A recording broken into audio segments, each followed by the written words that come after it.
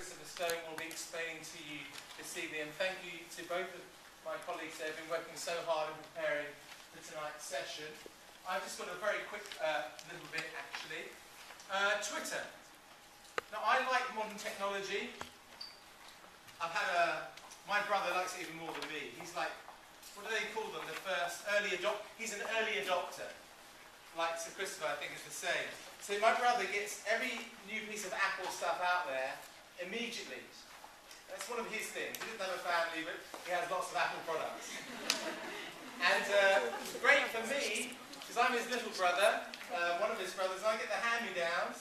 So when he first had an iPad, and he finished with it, his iPad 2 came out, I got the iPad. I was so excited about it. And now I've still got his iPad, and I look at it, it's just like, it's like a weight. It's like the strongest man in the world competition, you know. Because I got an iPad 2, because he moved on to the iPad Air or whatever. I got his iPad 2, which was fantastic. But I've also got one for my school classroom now. And this is really great. I haven't wired up here, but you can wirelessly flick whatever you're doing. Will knows, we're using government politics already. Well, Bennett there. We put it on wireless, throw it to the students. They do a little bit of research. They project it with audio and visual straight from their seats in the classroom. Just a little bit of a stretch activity, gifted and talented or what have you. It's really great. But I have to say that Twitter isn't one of the things that really grabbed me. Probably because I'm not very good at being succinct. And you have to reduce it down to quite a few words, don't you? And just not something that grabbed me. But my colleague Mr. Simmons, who's a geography teacher here, he said to me, look, when we went to South Africa last year, Sir Alex, he said it's a really, really useful way to do mini blogs, short blogs, to sort of keep the parents and friends and family up to date with what we're doing. So I had a little look at what they've done with that, and we've done the same thing with this. Now don't panic. It's not going to be like Facebook where you've got to have your own personal account. You can, if you're on Twitter, you know, go onto your own account and follow us. But for those of you who are not really very keen on maybe some social media, the beauty of this is you can just log on just as an ordinary internet user, just from a web address. So if we go to a blank page, and all you have to type in is www.twitter.com. It's already come up. Well, just to show you, /Arthur Terry, and then FH for Future Hope. And hit return, and you'll be able to follow us and what we're doing without actually having to be a signed up member of Twitter. So I opened this up yesterday for the first time. So this is a little tweet here. Welcome to Arthur Terry India 2014 trip log. Log on to the website there to check out our daily updates. So when we're away, we will be asking different students, different groups of students every day to compose the little tweet, a little message for you guys to see. And of course I put the logo on there to show you that also the photos can go with that. And we can also put on 7-second video clips, these little Vine video clips as well. Just little tasters, no more than that, because we'll share all the stories when we come back with you. Just little tasters for you to see what we're up to each day. Now, the iPad that we're taking, the school iPad I'm going to be taking, doesn't have free sort of Wi-Fi, so it will be in the evenings time, in India time, when we'll be able to update that from the Wi-Fi at the hotels, just so you know. So it may be the next day that you check in what we did the day before, depending on the time difference. Second thing I'd like to mention, apart from the Twitter blog that we've set up for you guys, is the British, to remind the students really, and if you don't mind reminding them as well, of the British Red Cross team building session that we've arranged for Monday the 27th of January. So a week on Monday. The British Red Cross are coming in, it's in the afternoon. We're starting at 1 o'clock, so that's during lunchtime. As it says on this little tweet here, venue to be confirmed shortly, and it will run to the end of the day. So the students will miss periods 4 and 5. It's very important that they go in advance. So Mr. Warner and Mr. Gill have given us permission to take those 2 periods off the school day on the conditions, the prerequisite conditions, that we go in advance to our members of staff and say, I'm really sorry that we're going to miss your lesson. Please can I have the work in advance or immediately afterwards if that's not preferable to you, and to catch up on homework as well straight away. So none of this, oh sorry I missed it yesterday sir, but this, you have to go preemptively in advance. Okay, so that's the condition of missing those 2 lessons. But it's going to be a good preparation session where we work on team building skills, and we work specifically on preparation for seeing poverty-related issues. That's important. But I have to say, the bigger challenge comes when we return, and we'll put on a separate session, maybe on a Saturday, or maybe outside of school time, because we wouldn't be able to use any more school time, but a session where we focus on reverse culture shock, and more about that perhaps next time. The next thing I'd like to introduce is Will Bennett, because he's got to shoot off to some music recordings. And as you're probably aware of already, the final little tweet we put on there so far is that a Future Hope fundraiser, a soul music gig, is being put on and organised entirely by Will. So I won't steal his thunder. Will, would you mind standing up and telling us a little bit about that?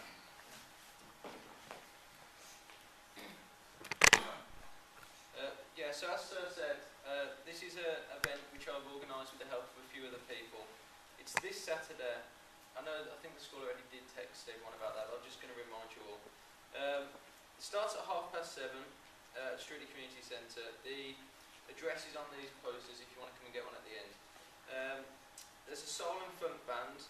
There's a raffle which includes prizes of an ice watch and ice, not and ice. And then a free meal for 2 at the Billash Curry House on the King Standing Road, which is really nice, and a bottle of chocolate wine. Yeah, so it's going to be a great night. Everyone's welcome, but we are going to say no under 14s are allowed. And there is drinks available as well. So hope to see you all there this Saturday. Thanks, Will.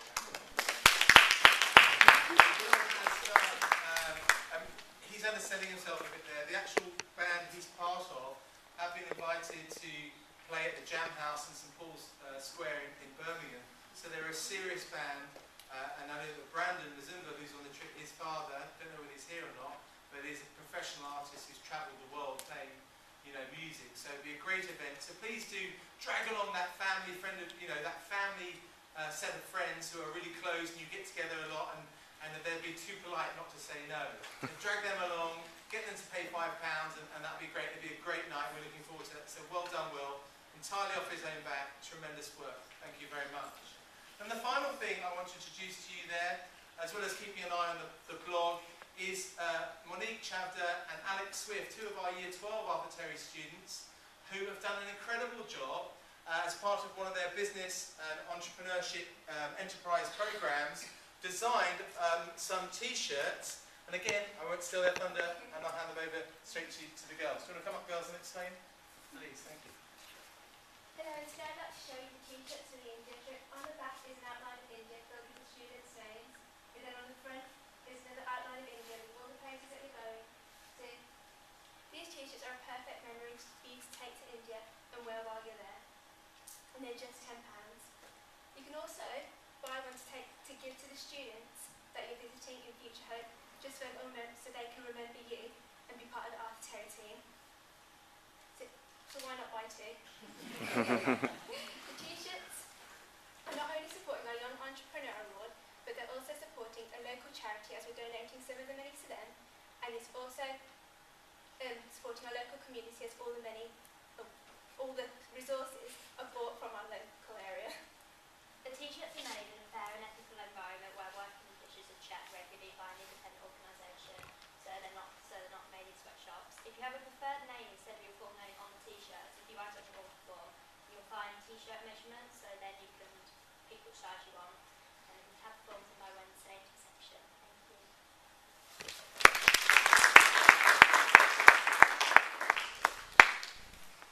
Actually, the girls came and pitched to us, and they had a really tough time because we wanted to make sure that they weren't getting them from the sweatshop, and they hadn't come from India, and we weren't taking them back to India, and we weren't getting them for nothing and then making a profit.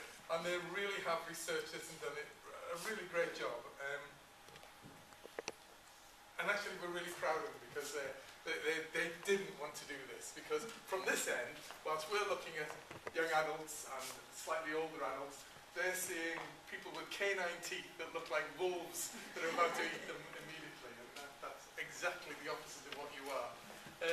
So thank you, girls. £20 for two sounds like a real bargain as opposed to £10 for one, so I'm sure you're still going to do that. Lucy and I are going to play tag with this, and Lucy's going to come up first. Thank you, Lucy. I am. Good evening, everyone. I've given you this evening a copy of the travel insurance summary. Obviously, we've got the full document ourselves, which I've been through. It's a very, very comprehensive document.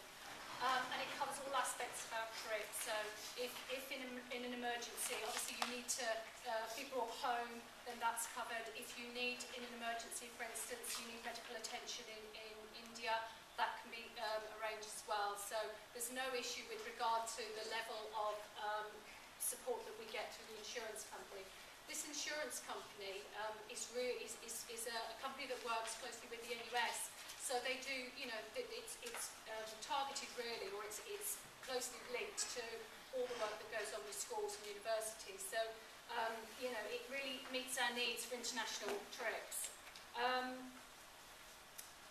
In addition to the support that we get from the insurance company, we've also got the local tour guide as well, and we've also got Sanjay. If you remember, Mrs. Rife talked about Sanjay, who is a student from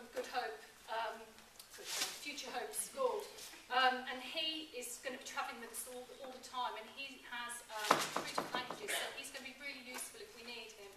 The medical centres, in terms of insurance, if we need any medical support, the medical centres are all private medical centres, and they're all located in all the destinations that we're travelling, and they're no more than 30 minutes. So, for instance, if we're out on a trek and anybody needs any support while we're out on our trek, the place that we're trekking to is accessible by road, and is no more than 30 minutes from the Darjeeling.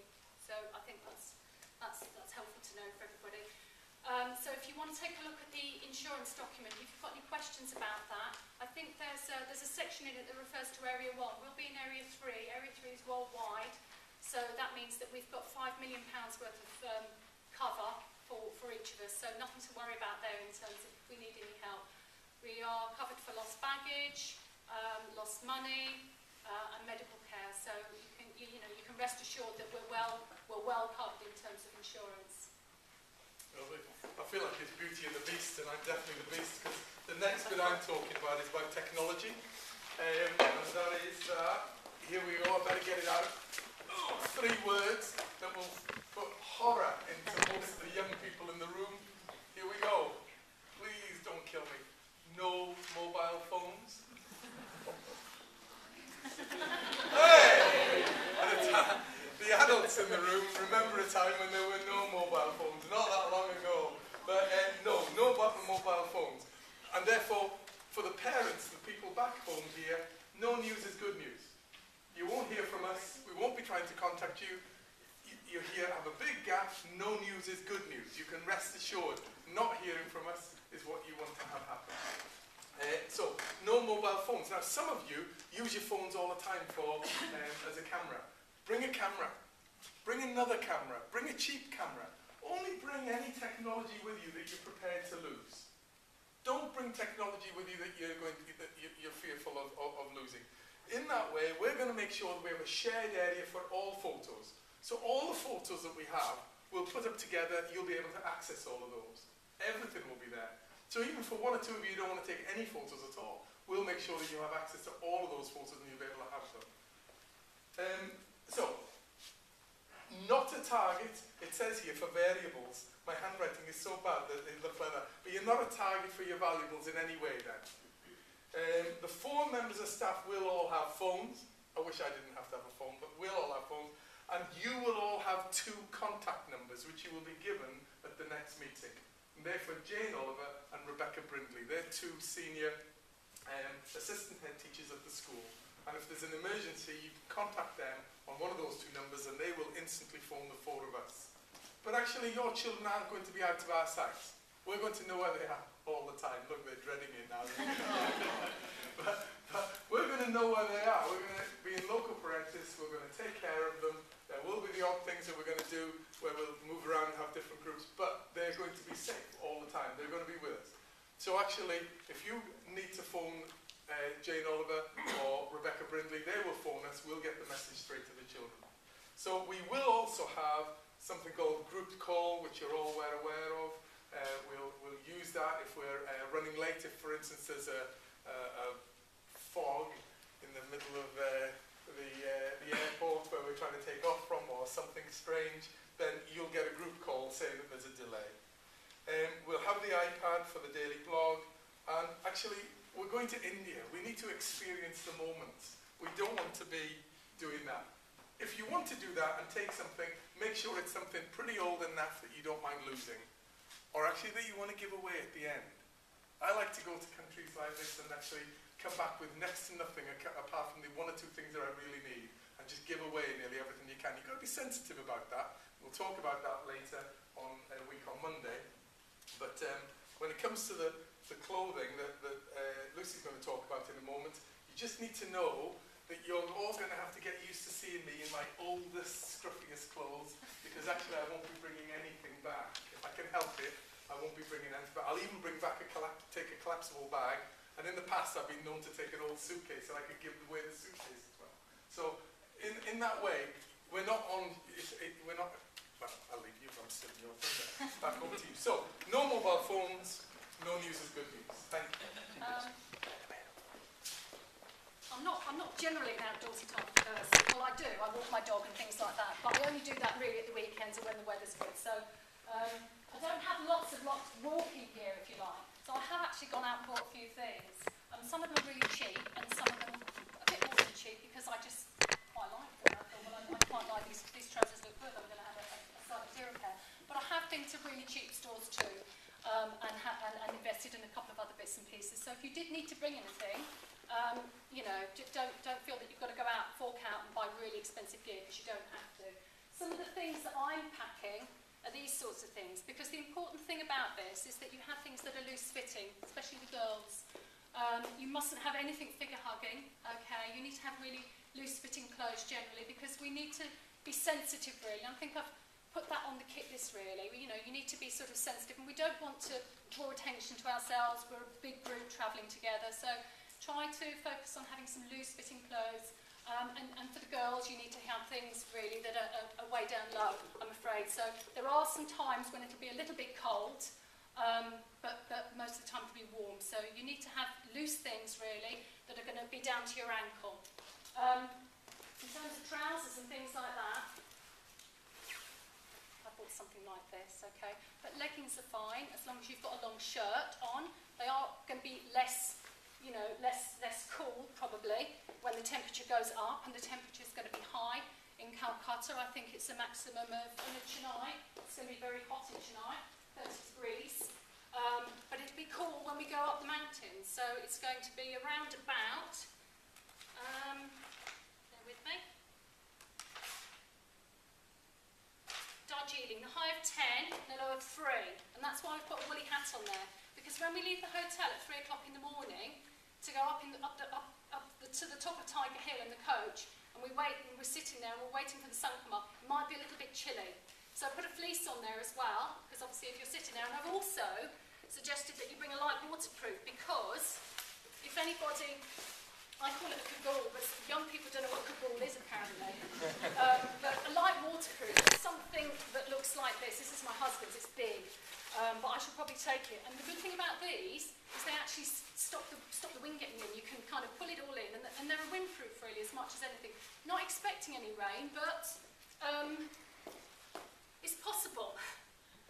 2.4 centimetres of rainfall, I think that's an average. So I don't think it's nothing like we've had here. So, you know, if you're used to getting wet, you know, and a few drops of rain come down on you, well, it's not going to be the end of the world. But a light waterproof is going to be useful, and a fleece is going to be useful. And a woolly hat. So those are some of the things that I've brought just to show you.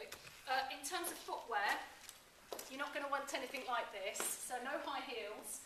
But trainers, I bought my trainers and I'm going to be travelling in those, working in those, walking in those, doing everything in those, and probably put a pair of flip-flops in as well. We haven't had all the detail about the terrain for the trek, but it's a route that is taken on a regular basis by tourists. So it's not treacherous. Okay, so I'm going to probably walk in those as well, and then I'll probably throw them away or leave them behind or something and come back in my flip-flops, depending on what the temperature's like in the UK. I don't know. So that's the sort of thing I brought with me. And the good thing about these as well, if anybody's got running shoes, they're really light. In terms of luggage, we've got 20 kilos going out to Calcutta, but they're on in, it's only 15 kilos. So really you need to pack, and have in mind that you've only got 15 kilos to take with you. Okay? We will have a little, probably at the end, we're going to talk about that 5 kilos that we've got right at the beginning of the trip. But essentially you need to pack 15 kilos worth of stuff. And then you've got 7 kilos hand luggage as well. We're asking you to use these for your hand luggage, because these, one, you can get plenty in them, and two, they help us all to sort of identify each other so we can see that we're all sat together with our bags. And they've got some good pockets in there too. And then the other thing I've put down is one of these drawstring bags, because when we're sort of travelling about in the daytime, you need to put something, you'll need to have something to carry water in, tissues, insect repellent, sun cream. What else do we need to put in there? Hand sanitizer. Yeah, very important. So the hand sanitizer is on the kit list on the back where it says toiletries. So the toiletries is quite, it's not in detail, but there's probably, you might want to add a few more things. No need to bring any electrical items like hair dryers, hair straighteners, anything like that. Mr. Zarifa tells me if you want to blow dry your hair, you can do it in the hotel. They've got all hair dryers there, but so no need to pack any electrical equipment. I don't know how you know that, but still, no need to pack anything like that. Okay, so keep your luggage light and make sure you just pack what you need, really. And essentially, you've got all the details of what you need is on the list. Is there anything else I should cover on there? Did you say it's 7 kilograms you can take in the hand luggage? Yeah. Yeah. So 7 and 15. 15, yeah. So that's quite a bit, really. Say it again. I can mention books now. The reason I said you've got 20 kilos going into Calcutta but stick to 15 is because I don't know whether we're going to talk about this at the end, but we were going to talk about, we had planned to take a book out there with us as a gift, because when Tim Grandage came and talked to parents, he talked about, I don't know whether he spoke generally or he spoke to individual parents, but people were asking what could they take, pens, paper, that kind of thing. And Tim Grandage said that they have pens and paper, they have access to that kind of thing, but what they really love are books. So what we're asking you to do really is to pack a book or two, really, maximum of really, I wouldn't go up to 5 kilos worth of books really, but 1 book or maybe 2 books, paperback, something that's new or nearly new. I mean, if you've got something you've had, maybe you've had a bit of a clear out over Christmas, and you've got some really good condition books that you would perhaps take to the charity shop normally, but perhaps you can take it to India, or buy something new. And a variety, I suppose, as well is the thing as well. Perhaps children's books, young children's books, but perhaps teenage books too. So that's what I'm asking you to keep that 5 kilos back for. I think that's everything. I assume the same rules apply for hand luggage in terms of taking liquids in bags, plastic bags. Yes, but those are the normal arrangements in the airport, aren't you? You can't take liquids, so you'll need to keep them. You can, when you get to the airport, I think we talked about water and things like that. When you've gone through customs, obviously you'll be able to have a drink and take water onto the plane and things like that. So. I'm just asking to confirm about the terrain in the next season. Just thinking about walking boots, will they be required? Yeah, I have asked them. They haven't come back to me yet. I did say could I have it for tonight. They haven't come back to me. I mean, if we only need to, we could send it as soon as I get that information. We'll email it out to you probably, because you don't want to wait 2 weeks and then find that you've got to rush to get a pair of walking boots if that's what you need or that's what's recommended. So when we get that information, we'll email that out to you. Okay. But when they came, they didn't suggest that we did need those, did they? They said no. sturdy, as long as they're not too soft and too loose, the trainers, then sturdy-ish trainers are fine. And actually, there's a lot of weight if you're going to carry a pair of boots. But there will be at the end as well, though, a question and answer session broadly. It's fine if it's about this, but Just you mentioned you'd like us to use the red bags. Where do we get those from? Haven't they been issued? They've all been issued. every student's been given one of those. It's supposed to be. Have you not had yours? No. Which student is that, sir? Alice, They have all been handed out. They've all been issued. They've all been we'll handed find out. out. Yes. It's probably under the bed, or have a look in the cupboard, or we did have one for everyone, and their number is against their number, and actually later on you'll see why their number is relevant. But, it's probably, or maybe even have a look in the car. It's funny what you take, isn't it, from different things. I've just remembered now, I can't take stilettos and there's hairdryers in the hotel. That's what I remembered. Neither of them is applicable to me, but that's what I remembered. I'm onto the money and the passport. Really, you can take slightly different amounts to the amount I'm saying. We're not going to police that, but the suggestion is, when you're in India, £50 in £5, £10 notes is probably going to be enough for the people there, or for you there. You might need to have £10 or £20 in your pocket to go to the airport because you might want a full English breakfast or something strange before you go, and you might want to do that. But really for India, we're saying that really what we're suggesting you do is you have two £10 notes on you, and you change that. You'll be given the opportunity to change that when you're there, because you're not supposed to take any rupees into the country. They don't allow any of their money to come in or out. So there are lots of places to change. They're all quite safe. We can change in the hotel. We can change when we're in the airport. We can do lots of different things. But for some of the younger students here, older students can do it as well if they want. What we're going to suggest is, let's say you've got £50, you're going to keep £20 for yourself, put £30 in an envelope sealed with your name on it, and you'll give that to there are going to be 9 students with 1 member of staff, and you can give that envelope over. We're not going to open it any time, and at some stage, once during the holiday, you're going to ask, can I have my envelope? You might be 4 days in, you might be 6 days in, and you can ask for your envelope. So if you've got more than that in there, that's fine, but we're not going to open it, we'll just give it you back.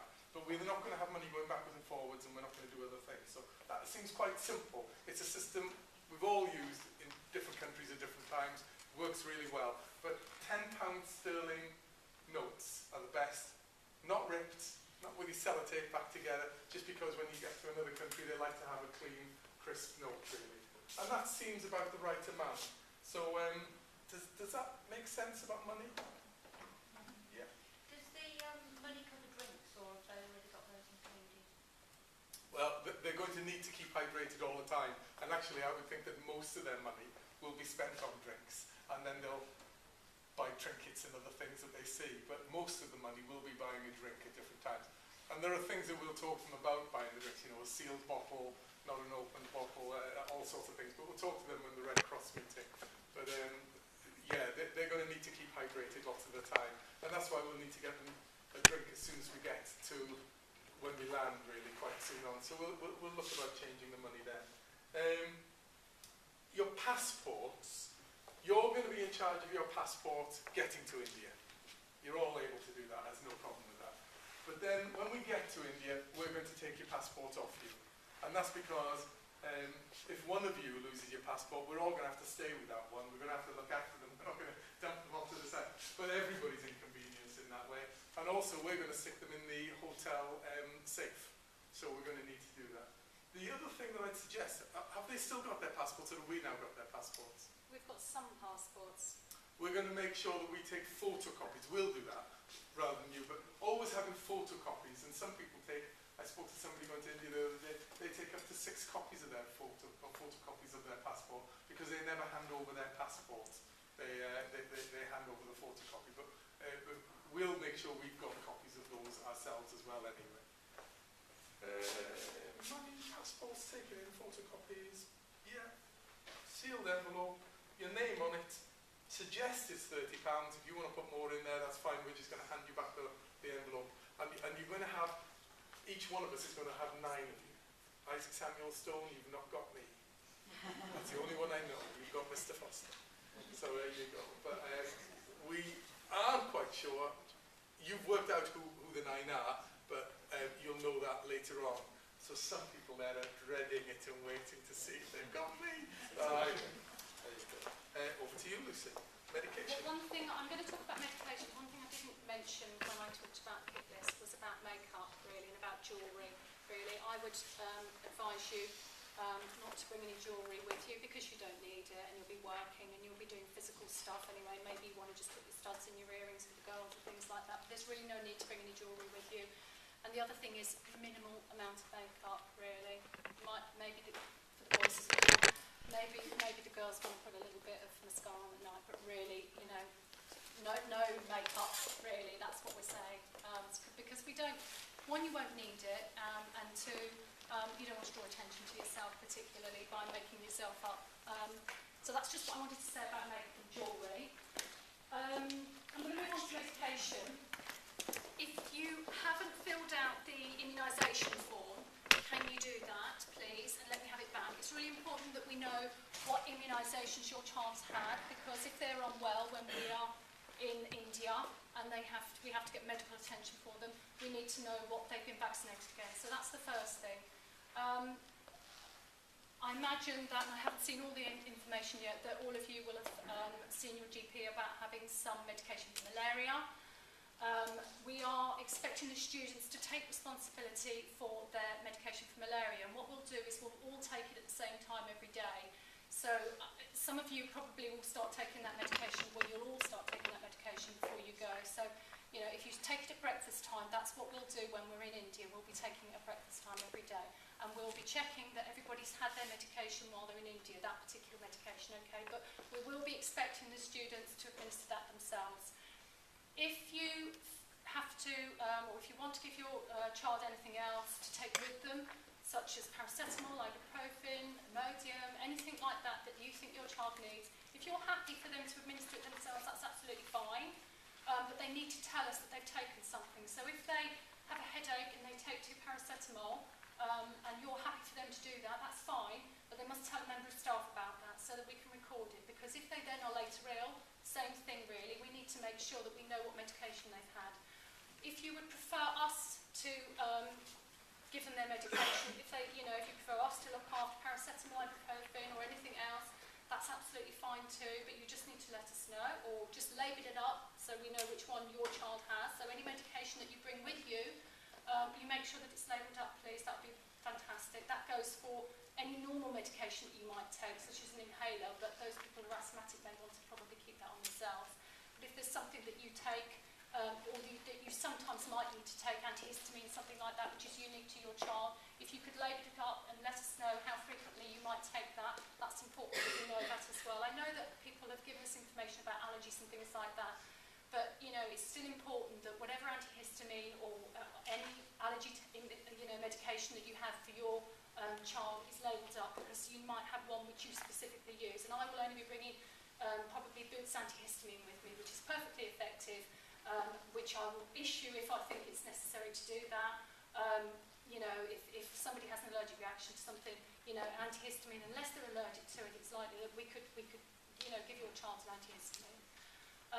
So we will be taking a lot of stuff with us in terms of antiseptic cream, antiseptic wipes, paracetamol, ibuprofen, Imodium, rehydration sachets, bandages, plasters, you name it, it's on the list. And I'm happy to share what we're taking with us. And then if anybody's got any concerns about that, because here's an extensive list of things which I'm planning to take with us. Anybody who's got any issues with that or any concerns about anything on there, or doesn't want their child to have any of that medication, will have to let me know, okay? Otherwise, if a child comes to me and needs something, then I'm happy for that to be administered, then we'll be giving it out to the child. Do you want us to write the what they're taking on the inoculation form? If they're on regular medication. The one that you've given us. I think it's been asked. Has it been asked for already? That information about what I think it's been. That many forms. Yeah, I think that a letter has already gone out in terms of allergies and medication and things like that. I think that's been issued, but I will check tomorrow.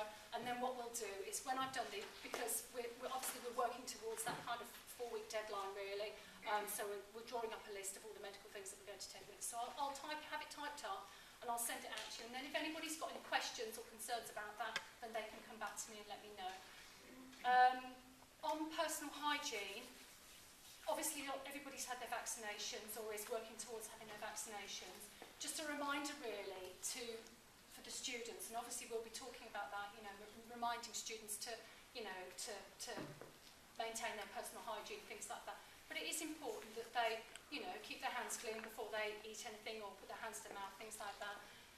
I think I've talked about hand sanitizer briefly. We're not expecting people to shake hands with somebody or do something and then quickly put a big squirt of hand sanitizer on their hand because that would be really rude. But, you know, so if you're putting hand sanitizer on, you need to do it discreetly. Okay, so maybe a small bottle, and if you're somewhere and it's quiet, you can quickly put something on your hands if it's necessary. So that's all I need to say about medication.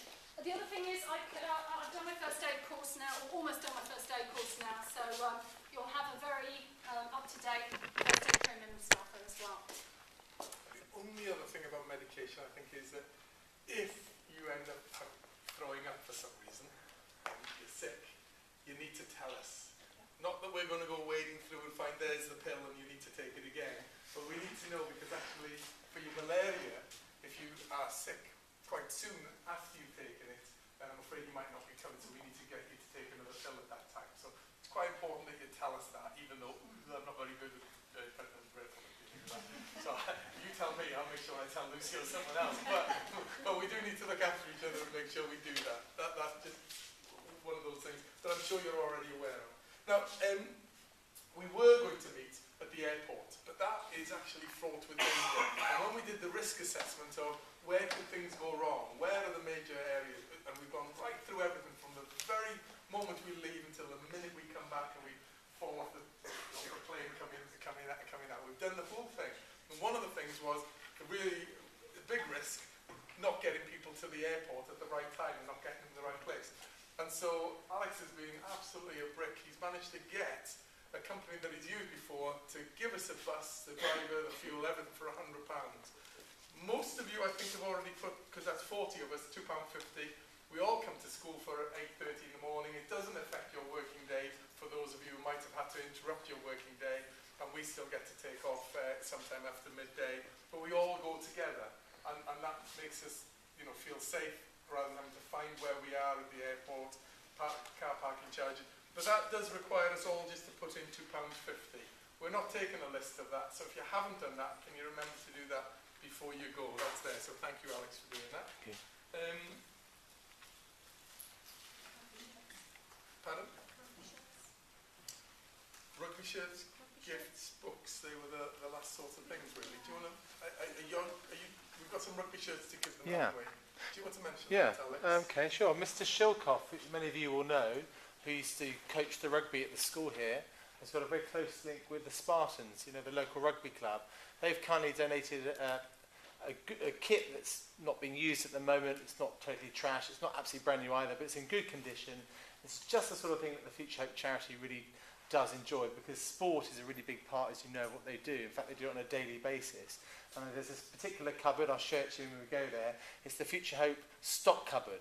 Only myself and one other Future Hope member of staff had the key to that when we were there. And it's like this amazing sort of treasure trove of rugby jerseys and, from official Argentina international jerseys through to the Arthur Terry jersey and all the rest of it. And the kids get, every so often, once their jersey's worn out, they come to either at the time myself or this other member of staff, and they get a new jersey, a new pair of shorts, a new pair of boots. So that's really great. And we've got that. And so what we wanted to do was to ask that you leave enough weight in your baggage. And if you go up to 20 kilograms, that does leave enough, actually, for us, so that we can distribute those amongst them. So there's about 22 rugby jerseys. So we're going to ask at random 22 students just to take those rugby jerseys and just have enough room to put one rugby jersey at the top of your bags, and then we'll be handing that full set of kit out amongst the books that we mentioned. Just one thing on the books, if I may. I go for a book that you've really enjoyed in your life, something that's really sparked something for you. At a moment for me, because I've got young children, I'll be taking things like The Gruffalo and things like that, little children's books, because that's what I'm reading with my children, and I'll either take one of the ones I've got or buy a new one, but something that you've really enjoyed. I think when you donate things, if it has some personal meaning, it's a much more powerful gift. And of course the students there are from tiny infants all the way to A-levels, so that whole range can be covered. Whatever's inspired you, that would be lovely. So a little bit of room in for those as well. So we need to remember to take out War and Peace and Tolkien and all of those. I think we're going to go into the question and answer session next, if that's okay. There was one other thing. I think that there was because they do tend to like rugby, I've definitely put my shirt in that I'm giving away. But I think the message did come through saying, don't send any England shirts. They don't want those. But if you've got Welsh shirts, you can definitely. Well, I'm not sure about that. Because they can't get rid of the English shirts. Seems to want them. Question and answer. No. You mentioned the kit list, so I don't think a couple of those. Is that what Oh. you'd like to see again, or? Yes. Yeah. Oh. I can pick up some more vinegar. I haven't got two. Oh, thank you. Somebody's got two. So we've got. Has anybody else not got I one? printed about 40, so hopefully. Should be enough. Should be There's a enough. lady at the front on the side. Thanks a lot. Thank you. Yes. You're next. You're up. Yeah, I had a question. I know the coach is taking children to the airport. Yes. Is it bringing them back? No. With them? You're gonna, because the excitement of you picking up the children, and it's just such a nice thing. Yeah, yeah. And you know they'll be looking for you really, and it's a nice thing. You'll be looking for them. You'll be excited. You'll want to see them, and that's just a nice part of it. So. Yes, you will be looking forward to seeing them. Yes, you will, yeah. And we'll be devastated to give them back to you because we'll want to take them home with us. So, yeah. Yes. There's no mention of shorts on here. Yeah, right. Are you not expecting them to take shorts? Yeah. They'll definitely need to take shorts. Well, it's fine yeah. for boys. It's fine for boys, but it's not okay for girls. So to the knee for boys or. Go ahead. But that's fine. No, nothing to obviously to figure out. Can't wear those ones you normally wear. It's not me. It's not me. I've got a photo of anybody with Hairdryer and the ATS shorts. Not. Actually, I've got a couple of pairs of rugby shorts which are shorter. And if you play rugby and you got them and then when you play rugby, that'll be okay. The thing is, you need to be. The boys need to be in something that's comfortable, but obviously not. Ridiculously short. So, they'll probably, it's lucky for them they can go around with sort of, knee-length shorts, that kind of thing. So that's absolutely fine for them. I don't have boys, so, Yeah, the girls. I made the mistake of putting on the kick list swimming trunks, and apparently boys don't wear trunks anymore, but, Apparently they don't swimming even wear shorts. mankinis either. Swimming shorts. So, yeah, it's about having, a project length, and there'll be work. Yeah. No, we don't mind them wearing shorts. Shorts is fine. But as long as they're not really tight and revealing and all of those. Just shorts. And actually, nobody these days wears, they all wear baggy shorts really. So that'll be fine. We need to be comfortable. What do you class as suitable for hotel casual clothes? I think I've put on there, for girls, for boys, it's the same as pretty much what they're going to wear in the daytime, really. They can probably wear shorts to the knee and long trousers if they want to. I mean, not trousers, not formal trousers, but, jeans or chinos or whatever, that kind of thing for boys. For girls, what we've said is, nothing figure hugging. So it's about making sure that they don't come out, during the evening in the hotel, while they're in the hotel, with anything that doesn't cover their shoulders, because that's really important. It's important that the girls have something that covers their shoulders, nothing figure hugging, nothing revealing, nothing skimpy. So, if it's casual, if you were... I'm trying to say, probably, some nice trousers or these sorts of things here. I took the liberty of going to Primark and I bought these jeggings, which are not really figure hugging, they're quite loose really. So for the evening, they were about £5. So if you've got anything like that sort of thing to wear, leggings, as long as you've got a long shirt over the top, so you don't want to be in a little skimpy top tucked into your leggings, anything like that. It's got to be sort of a long shirt, Yeah. so something that's going to hang down like that really, and that's going to cover you. How about the dress code for evening meals then? Is that going to be different for dress code for like breakfast think the same applies. I mean, Tank the is big thing is cross-culturally. I mean, the students here, well, many of them will be well-travelled, but it's very different. I mean, it's very much more modest in terms of the female, male divide of difference. So the boys, you know, a pair of jeans, great, a nice smart t-shirt, they're comfortable in their favourite t-shirt, a smart polo shirt, whatever they want, that's fine. Like you would do on any hotel, really, to be honest, in the evening.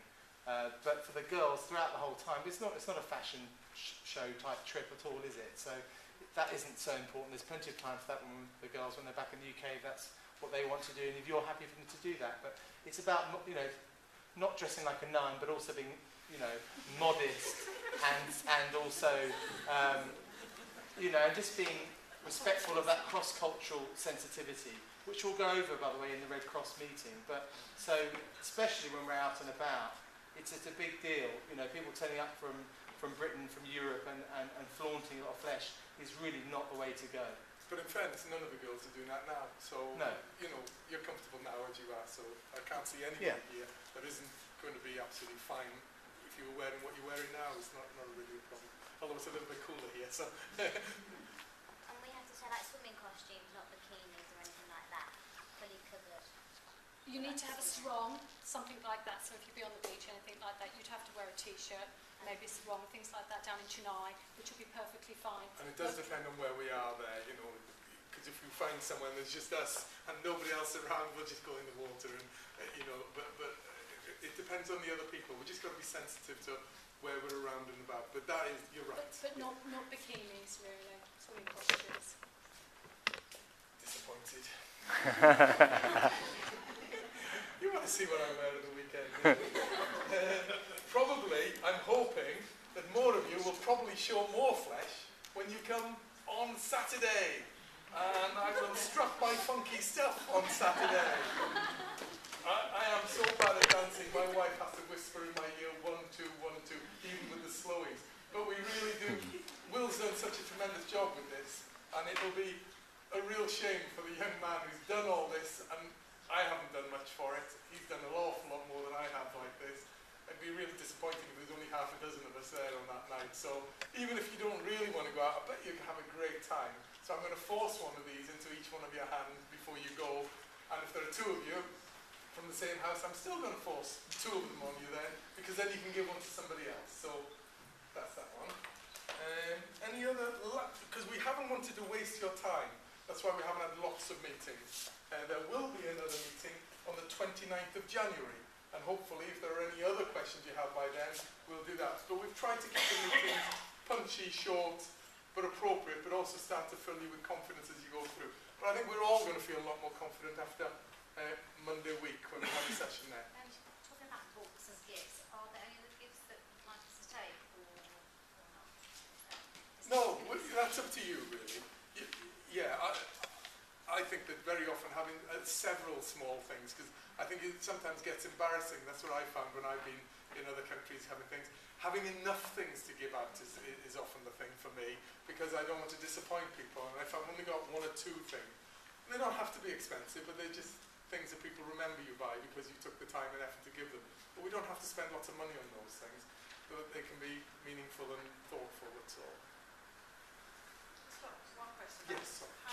Luggage, the main luggage, are they best to take a big rucksack or a case, or is that just Up to you. I mean, they're not going to be dragging it other than to the hotels? And It just has to be secure, so that you know it can be secure. So if it's one with a zip that you think may well go, because if I pull this together and they throw it and it'll pop open, then you just have to be careful of that bit, that's all. But there isn't, you can take whatever you want. The main thing is, we'll go to the airport each time, we'll hand that over, we'll all have these, and then if somebody gets up and we're all moving to the next area, or there's a transfer, we can all look around instantly and we'll know if somebody's left it behind. But it is easier if it isn't a real tight squeeze for the bag. So if it's a canvas bag or a nylon bag, they sometimes split easier when they're packed full and if they're thrown around. So you just have to be careful of that. But it's whatever you think's right. There is the train journey, so obviously we'll be taking it through the station. So if you've got something on wheels, some people have, big canvas bags which are on wheels. Some people have those. Some people have suitcases. Suitcases, I guess, weigh more. So sometimes. So you might choose to take a campus bag if you've got one, as long as it's not crammed full of stuff. Yeah. Okay. One last question. Did you say there's going to be like a call, like a sort of tree message telling you you're right safely in India? Yeah, what we'll do, in the same way that you get text messages now, we'll set up a group. And what will probably happen as well, we'll have a contingency for that, which will be a telephone tree. So, you know, in the event that the technology fails, we'll still probably have to have a telephone tree as well. But what we've done for all our international trips, probably over the last 12 or 18 months, is we've sent messages via the text messaging system. So everybody will get a message to say we've arrived, for instance, and it's possible for us to do that. And also, you know, when we're coming home as well, you know, we're due to land at such and such a time, so you'll get a message that way as well. So that's how we'll communicate that sort of information to you. But also on the blog as well. As soon as we get to the hotel, we'll be able to update you every day. We'll try and put photos on the blog as well, because then at least you get to see different people and different things, and then you know that's okay. But the no news isn't good news is the thing. We will have been in touch with you within minutes if there's an issue. That's what you need to know. We wouldn't delay. We would phone Rebecca or Jane, or we would phone you directly and straight away. So not hearing anything, you need to feel secure, and that's the basis on which we're operating. I've been going away on trips for years away from my wife. Not far enough, she thinks, but in any case, I have, and I've never phoned. Never phoned. And it's on the basis that if I'm in trouble, then you'll know that I'm on the phone. So I'm going to hand these out. Anybody who hasn't put the £2.50 in there, if you could just put the £2.50 in there, thank you ever so much. Thank you.